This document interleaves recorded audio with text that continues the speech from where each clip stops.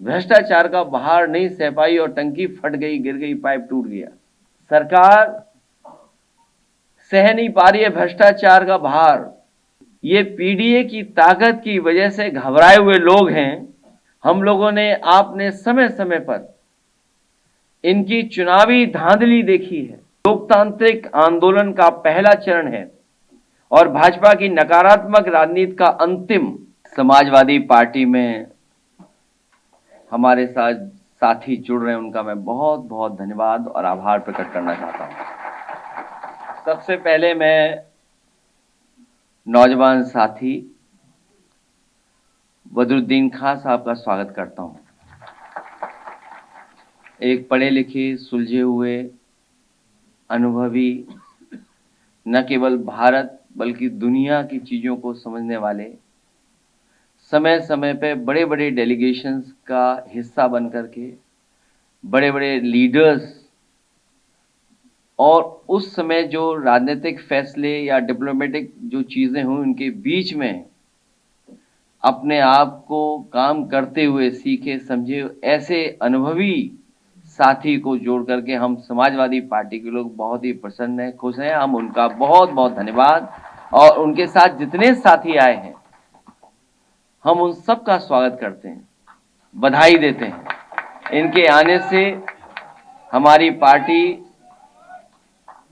इन सभी साथियों के आने से हमारे दल, हमारी पार्टी को समय समय पर बहुत से लोगों को जोड़ने में, बहुत से लोगों की बातों को समझने में हमें बहुत ही सहयोग मिलेगा। इसलिए अपने साथी बदरुद्दीन खां साहब का बहुत बहुत स्वागत और बधाई देता हूं मैं, और मैं भरोसा दिलाता हूं जब भी समाजवादियों को मौका मिलेगा आपको बहुत सम्मान देने का काम हम लोग करेंगे। दूसरे साथी हमारे पूर्व मंत्री जो बिजनौर से रहे, मूलचंद चौहान जी, आज पुनः हमारे साथ जुड़े हैं। जो लोग शुरुआती दौर की राजनीति में रहे होंगे वो जानते होंगे कि सबसे पहले आंदोलन और प्रदर्शन करने नेताजी ने मुझे कहीं भेजा था तो बिजनौर जिले में भेजा था, और जब बिजनौर भेजा था तो यही हमारी पार्टी के जिलाध्यक्ष थे उस समय।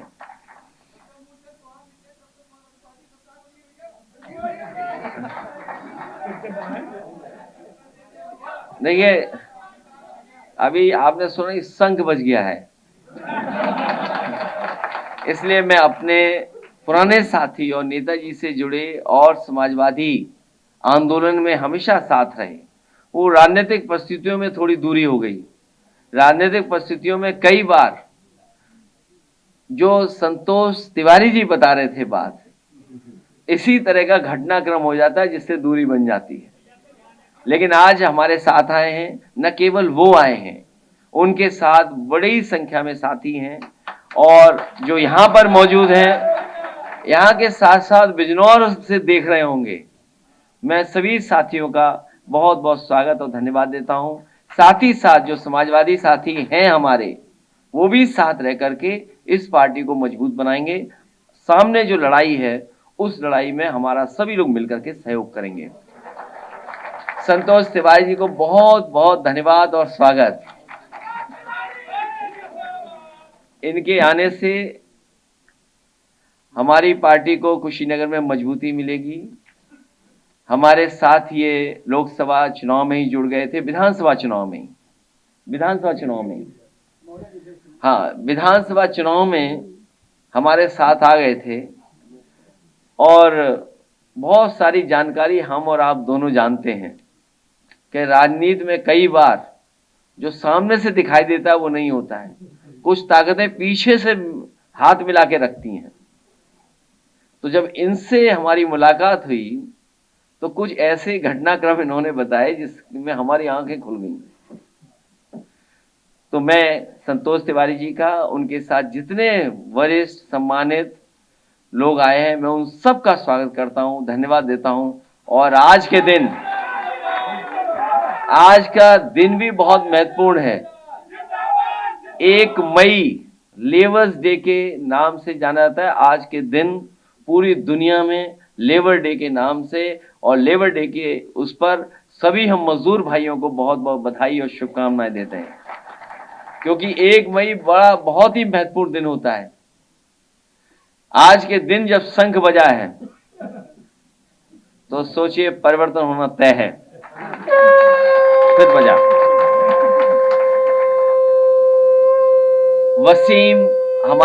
वसीम हमारे साथ पहले भी थे, दूसरे थोड़े समय के लिए चले गए और अब पुनः हमारे साथ जुड़े हैं। हमें उम्मीद है मेरठ, आसपास, दिल्ली तक और आसपास सब जगह पार्टी के कामों में, पार्टी के संघर्ष में साथ देंगे और पार्टी को और मजबूत बनाने का काम करेंगे। मैं वसीम भाई और उनके सभी साथियों का बहुत बहुत धन्यवाद और आभार प्रकट करता हूं। साथ ही साथ सबसे महत्वपूर्ण और समय के हिसाब से जो जज रहे मनोज जी ने फैसला लिया है, वो जो काम करना शुरू किया है, मैं उस काम के लिए, पीडीए हेल्पलाइन के लिए उनका बहुत बहुत धन्यवाद और आभार प्रकट करता हूं, क्योंकि आज के समय पर लोगों को इधर उधर न जाना पड़े और कई बार गरीब बहुत सी चीजें समझता नहीं है। कई बार तकलीफ और परेशानी में रहने वाला इंसान जो सामान्य चीजें सामान्य तरीके से हो सकती हैं उसमें भी उलझ जाता है और अपनी मदद नहीं कर पाता है या मदद ले नहीं पाता है। ऐसे समय पर जो जज रहे हैं, जो कानून को समझते हैं, अधिकारियों की और लोगों की, प्रशासनिक अधिकारियों की जिम्मेदारी समझते हैं, किस काम को कैसे किया जाता है और कौन रोड़ा अटका रहा है, उसमें गरीब जनता की मदद करने के लिए आपने पीडीए हेल्पलाइन काम शुरू किया है। मैं आपका और आपके साथियों का बहुत बहुत धन्यवाद और आभार प्रकट करता हूं। इसी तरह के काम से हम बहुत से गरीबों की मदद कर सकते हैं। मैं मनोज सिंह जी जज साहब से कहूंगा और अपने तमाम साथियों से कहूंगा कि जब पीडीए हेल्पलाइन बन गई है तो हमें पीडीए का डेटा सेंटर भी बना देना चाहिए।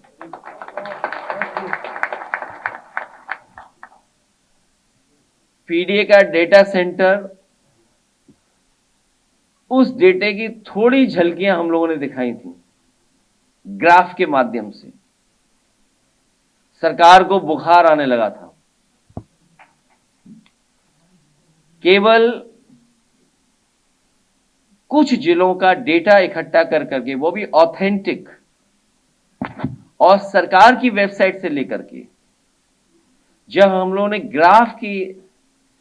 ग्राफ से और ग्राफ बना करके पेश करना शुरू किया, तो सरकार जो लगातार बोलती है और सामने आकर के जवाब देती है, सरकार जवाब देने नहीं आई। सरकार ने अपने रिटायर्ड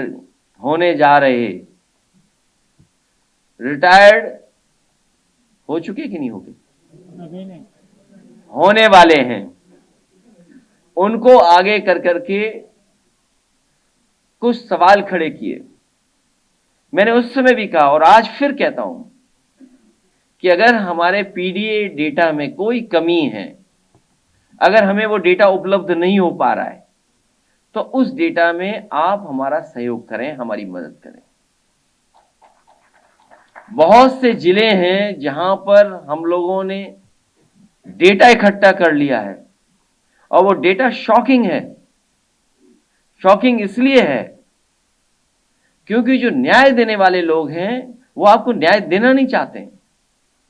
सरकार की नीयत नहीं है आपको न्याय मिले, सरकार की नीयत पे वो काम करते हैं। कई बार जब उनसे कहा जाता है कि आखिरकार ये फैसला क्यों ले रहे हैं आप, तो कहते हैं हम पर दबाव बहुत है। दबाव किस चीज का है ये कभी कभी समझ में नहीं आता है, लेकिन इस सरकार में दबाव हमें कई मौकों पर देखने को मिला है। एक पानी की टंकी भ्रष्टाचार का बहार नहीं सह पाई। एक पानी की टंकी भ्रष्टाचार का बहार नहीं सह पाई और टंकी फट गई, गिर गई, पाइप टूट गया। सरकार सह नहीं पा रही है भ्रष्टाचार का भार।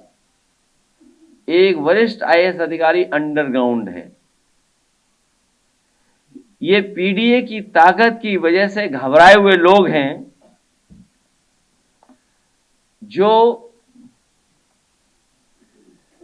अभी अभी सरकार ने फैसला लिया है। हमें खुशी है इस बात की कि सामाजिक न्याय के राज की स्थापना के लिए एक कदम तो बढ़े हैं सब लोग। सामाजिक न्याय के राज की स्थापना हो, उसके लिए जाति जनगणना का फैसला 90% पीडीए की एकजुटता की 100% जीत है। हम सबके सम्मिलित दबाव से भाजपा सरकार मजबूरन ये निर्णय लेने को बाध्य हुई है। सामाजिक न्याय की लड़ाई में ये पीडीए की जीत का एक अति महत्वपूर्ण चरण है। ये शुरुआत है जहां से सामाजिक न्याय के राज की स्थापना और पीडीए की लड़ाई के लिए अति महत्वपूर्ण ये चरण शुरू हुआ है। भाजपा सरकार को ये चेतावनी है कि अपनी चुनावी धांधली हम लोगों ने आपने समय समय पर इनकी चुनावी धांधली देखी है, चाहे वो मुजफ्फरनगर रहा हो, मुरादाबाद रहा हो, रामपुर रहा हो, करहल रहा हो, फैजाबाद की सीट रही हो, अयोध्या की सीट मिल्कीपुर रही हो। समय समय पर और सीसीटीवी में कैद होते हुए भी इनकी चुनावी धांधली हमने, आपने और जनता ने देखी है। इसलिए भाजपा सरकार को यह चेतावनी है कि अपनी चुनावी धांधली को जाति जनगणना से दूर रखें, क्योंकि ये कोई भी धांधली गिनती में कर सकते हैं।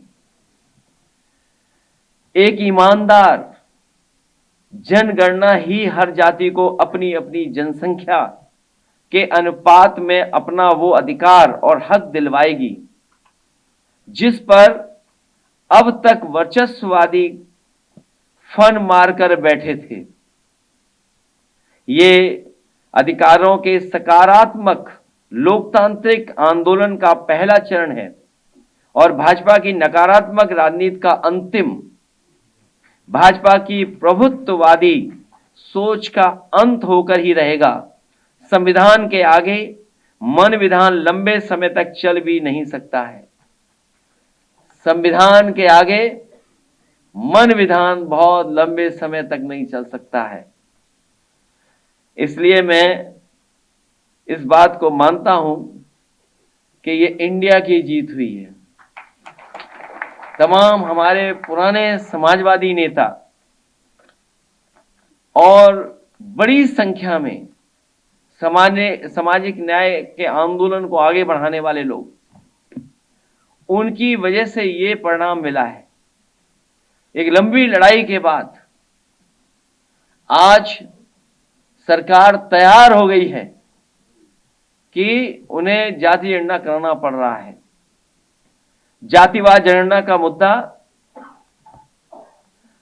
हमेशा बहुत जिम्मेदारी से समाजवादियों ने उठाया और आज हमें उम्मीद है कि इस जाति जनगणना के माध्यम से जो पीडीए का दबाव है, बहुत सच्चे डाटा, सच्ची जानकारी मिल जाएगी। और अभी तो इससे आगे और कदम बढ़ने हैं। प्राइवेट जगहों पर, संस्थाओं में नौकरी, रोजगार, इन तमाम सवालों पे और बहस छिड़ेगी। जो मकसद था इक्वलिटी एंड जस्टिस का, उस इक्वालिटी एंड जस्टिस में हम लोग और आगे बढ़ने का काम करेंगे। साथ ही साथ आज जो श्रमिक दिवस है, मैं उसके लिए देश दुनिया के सभी श्रमिकों को बधाई और भविष्य के लिए शुभकामनाएं देना चाहता हूं। आज के भारत में श्रमिकों की सुरक्षा का विषय सामाजिक, आर्थिक व मानसिक कई स्तरों पर चुनौतियों का सामना कर रहा है। आज श्रमिकों की परंपरागत परिभाषा बहुत व्यापक हो गई है। इनमें निम्नलिखित मैं पढ़ना चाहता हूं: कृषि श्रमिक, मनरेगा लेबरिंग, मंडी श्रमिक, पोर्टर। कहीं आंदोलन हो गया क्या? फोटोग्राफर भाग रहे हैं? अच्छा, 3 बजे बीजेपी, तो हम लोग चलाएंगे 4 बजे तक। दुकान श्रमिक, मैं दोबारा कहना चाहता हूं, क्योंकि जब पीसी होगी तो आप लोग हमारा सहयोग करना कि वहां क्या बोला जा रहा है हमारे खिलाफ, हैं?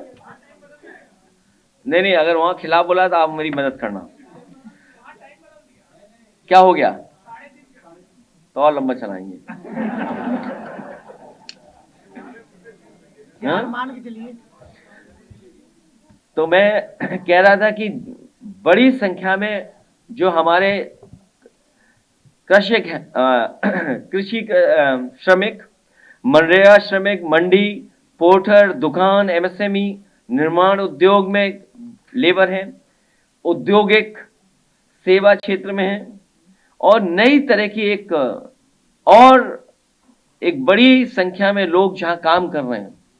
हालांकि उसको हम लेबर की कैटेगरी में नहीं ला सकते हैं, लेकिन ये कह सकते हैं कि सम्मानजनक वो रोजगार नहीं दिखता है, लेकिन क्योंकि नौकरी नहीं है, रोजगार नहीं है, इसलिए डिलीवरी बॉय या हमारे ड्राइवर ये दैनिक रोजगार है। ये कोई बहुत परमानेंट नौकरी नहीं है, ये दैनिक रोजगार है। भाजपा राज में सामान्य रूप से सबकी चुनौतियां सिवाय कुछ एक विशेष अंतर के लगभग एक जैसी हैं। ये जितनी मैंने कैटेगरी बताई हैं, इन सब कैटेगरी में जो काम कर रहे हैं, जो श्रमिक हैं, उनके इश्यूज एक से हैं लगभग। इसलिए आज का दिन बहुत महत्वपूर्ण है। और ये परिणाम क्यों है? रिकॉर्ड तोड़ बेरोजगारी, नियमित रोजगार की समस्या, कार्य की दशाओं हालत की समस्या, किस परिस्थितियों में काम करते हैं, कार्य के घंटों की समस्या। कभी हम लोगों ने सुनने को मिला था कि किसी ने कहा कि इतने घंटे काम करना चाहिए। हमें और आपको वो मशीन समझते हैं कि अगर आप इतने घंटे भी काम कर सकते हैं, और मिनिमम वेजेस, हमारा इतना एक्सप्लॉयटेशन है कि हमें मिनिमम वेजेस देते हैं। ये सब भारतीय जनता पार्टी की सरकार के समय पे हो रहा है। और कोरोना का सहारा लेकर के जो कानून और नियमों में बदलाव लाया है, हमारे तमाम मजदूर भाई जानते होंगे कितने लंबे संघर्ष के बाद, कितनी लंबी चुनौतियों के बाद उन्हें ये कानून मिले थे, उन्हें अधिकार मिले थे। उन अधिकारों का अगर किसी ने छीनने का काम किया तो कोरोना के सारे भारतीय जनता पार्टी ने उनके खिलाफ साजिश की है, मजदूर भाइयों के खिलाफ साजिश की है। न्यूनतम मजदूरी न मिलने की समस्या, लेकिन कानून तो है, लेकिन भ्रष्टाचारी भाजपाई तंत्र पैसे वालों से पैसे लेकर मजदूरों का हक मार देते हैं। आउटसोर्स, योग्यता के हिसाब से काम न मिल पाने की समस्या और संकट, सामाजिक सुरक्षा के कारगर कवच की कमी से हर तरह के शोषण की समस्या,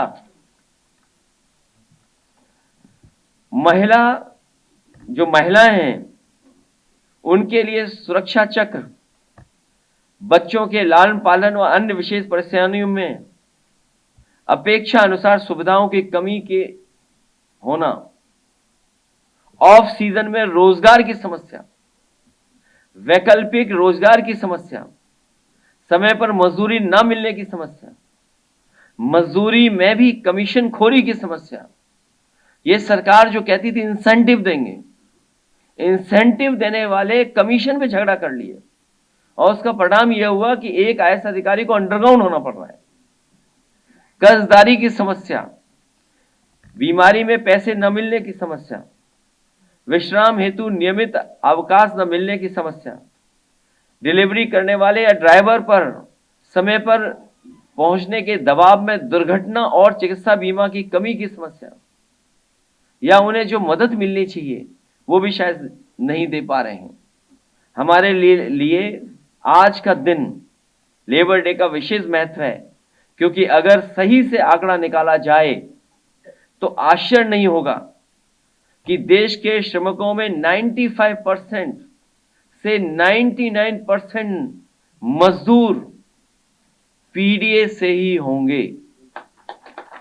अगर हम डेटा देखें पूरे देश का, तो इस डेटा में सबसे ज्यादा हमारे पीडीए परिवार के लोग ही निकलेंगे। इसलिए हर तरह के मजदूर की लड़ाई हमारे अपने पीडीए की लड़ाई है, क्योंकि वो पीड़ित दुखी हैं तो हम पीडीए के लोग भी उनके साथ खड़े दिखाई दे रहे हैं।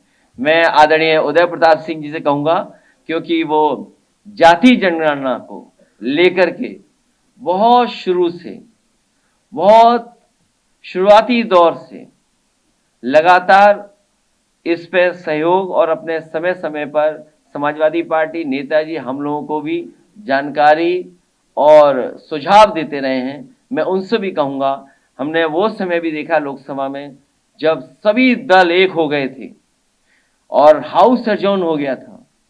नेताजी शरद यादव जी, आदरणीय लालू प्रसाद यादव जी और तमाम नेता मिलकर के उस समय की सरकार से मांग की थी कि जाति जनगणना हो।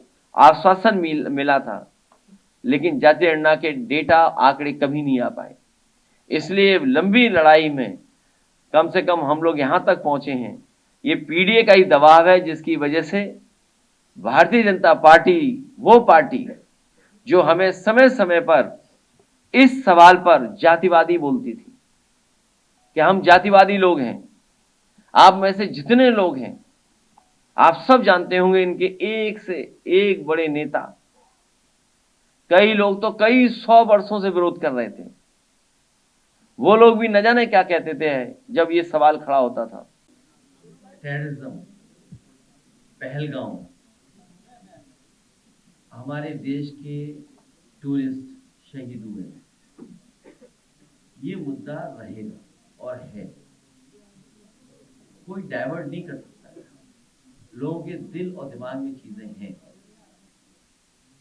वो डाइवर्ट नहीं हो सकता। हमारी इंटरनल सिक्योरिटी, बॉर्डर सिक्योरिटी और किसी देश के लिए सबसे महत्वपूर्ण सवाल है। और इसके लिए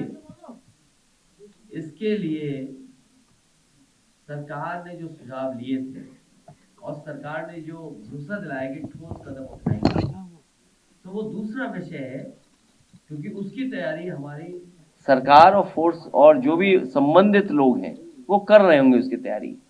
क्योंकि पहलगांव में जो हुआ है, जो सीधे साधे निर्दोष लोग जो टूर एक देखने गए चीजें, सोचिए ऐसे गोली चल जाए, जान चली जाए, ये किसी के दिल और दिमाग से हटने वाली विषय नहीं है। ये लड़ाई बड़ी थी और वो लड़ाई हमेशा रहेगी। हमें उसके लिए हमेशा तैयार रहना पड़ेगा, क्योंकि सवाल पाकिस्तान के साथ साथ चीन का भी है। और आप तो बहुत पढ़े लिखे बुद्धिजीवी लोग हैं, आप तो हर चीज को जानते होंगे, किसका कितना इंटरेस्ट है, कहाँ इकोनॉमिक जोन या इकोनॉमिक कॉरिडोर्स बन रहे हैं, वो बड़े इशू हैं, बड़े देश इन्वॉल्व है। तो हम उस विषय पे इतना ही बोल सकते हैं कि जो सरकार ने आश्वासन दिया है हर पॉलिटिकल पार्टी को, देश के नागरिकों को, उस पर सरकार ठोस कदम उठाएगी। और जिन लोगों ने भी इस तरह का आतंकवादी घटना की है उनके खिलाफ सख्त से सख्त कार्रवाई होगी, उन्हें सबक सिखाया जाएगा।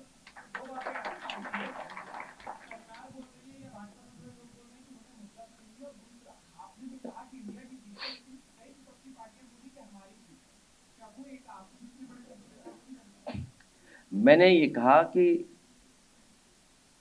पीडीए, इंडिया और जितने भी लोगों ने इसमें सहयोग किया है, समय समय पे इस आंदोलन को आगे बढ़ाया है, और संविधान बाबा साहब भीमराव अम्बेडकर जी, उन्हीं के संविधान में तो है इक्वलिटी एंड जस्टिस। इक्वलिटी और जस्टिस के लिए ही तो मंडल कमीशन बना था। इक्वलिटी के लिए ही एंड जस्टिस मिले, आरक्षण मिले, पिछड़ी जातियों को मिले, अति पिछड़ी जातियों को मिले। ये बहुत लंबी लड़ाई है। इस लड़ाई में अब सब शामिल हो रहे हैं। ये सबसे बड़ी बात है, ये सबसे बड़ी जीत हमारे पिछड़े दलित, और सबसे बड़ी जीत है बाबा साहब भीमराव अम्बेडकर जी ने जो हमें संविधान दिया है, उस संविधान की जीत है।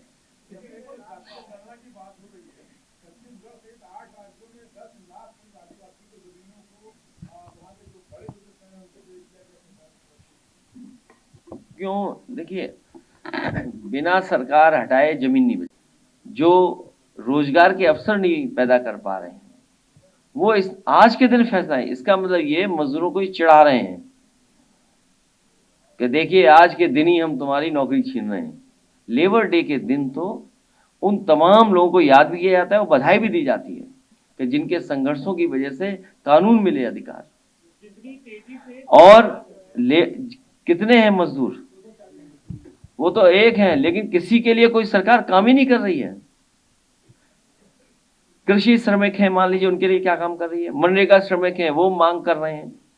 मंडी श्रमिक हैं, पोर्टर हैं, दुकान श्रमिक हैं, एमएसएमई में बड़े पैमाने पर लोग हैं, श्रमिक हैं। क्या उनके लिए कोई है व्यवस्था सरकार के पास? निर्माण उद्योग में कितनी बड़ी संख्या में लोग जुड़े हुए हैं, और औद्योगिक श्रमिक हैं, सेवा के क्षेत्र में हैं। अभी मैंने कहा नए तरह की जो व्यवस्था है उसमें कितने लोग हैं? ड्राइवर्स को क्या सुरक्षा है? डिलीवरी बॉयज को क्या सुरक्षा है? और फिर एक आंकड़ा आया था, अगर आपको याद हो, कि सबसे ज्यादा लेबर फोर्स पलायन किस प्रदेश की कर रही है? सबसे ज्यादा लेबर फोर्स किस प्रदेश की पलायन कर रही है? आपको दुख होगा, सबसे ज्यादा उत्तर प्रदेश के ही लोग दूसरे प्रदेश में जा रहे हैं।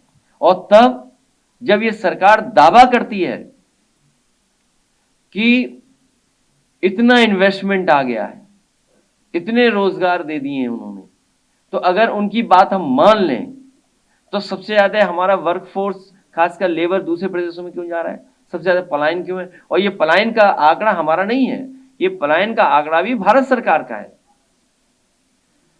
कभी कभी हम सोचते हैं जो बात हम लोग कहने लगते हैं, मुख्यमंत्री जी भी वही बात रट लेते हैं। हम लोग एक्सप्रेसवे की बात करते हैं, तो अब भाषण सुनोगे मुख्यमंत्री के तो एक्सप्रेसवे बोल रहे हैं आजकल। कोई देवरिया का आया होगा, देवरिया या गोरखपुर का, 4 लेन सड़क दी समाजवादियों ने, और मुख्यमंत्री कह रहे हमने बनाई। गोरखपुर से देवरिया, देवरिया से सलीमपुर, और एक गोरखपुर सलीमपुर जो जा रही है आपकी वाराणसी, जो एनएचआई की है, बहुत पुरानी सड़क थी। सबसे ज्यादा सहयोग हमारी सरकार में, वो लैंड एक्विजिशन से लेकर के और चीजें। और एक नई सड़क बताने लगे कि एक एक्सप्रेसवे बना रहे हैं वो, जो शामली से शुरू होगा गोरखपुर, और गोरखपुर से जाकर के आसाम में सिलचर तक जाएगा। तो मैंने कहा कहां बन गया? किसी से पूछा मैंने, तो वो बना रहे हैं सपनों में। कल ही तो बोला उन्होंने।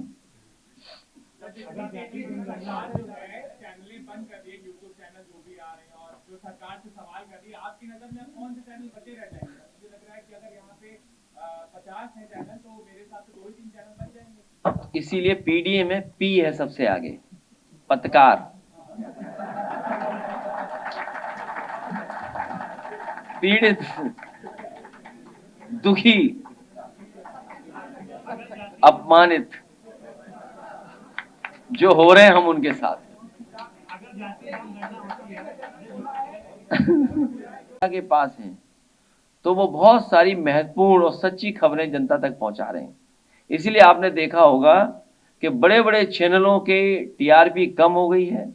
हमारे बहुत सारे यूट्यूबर्स की बहुत व्यूशिप भी है, उनके टीआरपी भी बढ़ गई है, लोग देख भी रहे हैं, अच्छे डिस्कशन भी हो रहे हैं। और बड़े चैनलों पे जो डिस्कशन हो रहे हैं उसमें लगता है कि एंकर ने भी सदस्यता ले ली भारतीय जनता पार्टी की। वो शायद सदस्यता न दिखाएं, लेकिन सदस्यता है उनकी, इसलिए यूट्यूबर्स के खिलाफ भी सरकार है। समस्याओं का समाधान होगा। हम आपको भरोसा दिलाते हैं। अरे हो गया, बस रट लिया। श्रमिक। अरे छोड़ो ना, खत्म हो गई। तुम किस में आते हो? कौन चैनल है ये कुछ नहीं जानते।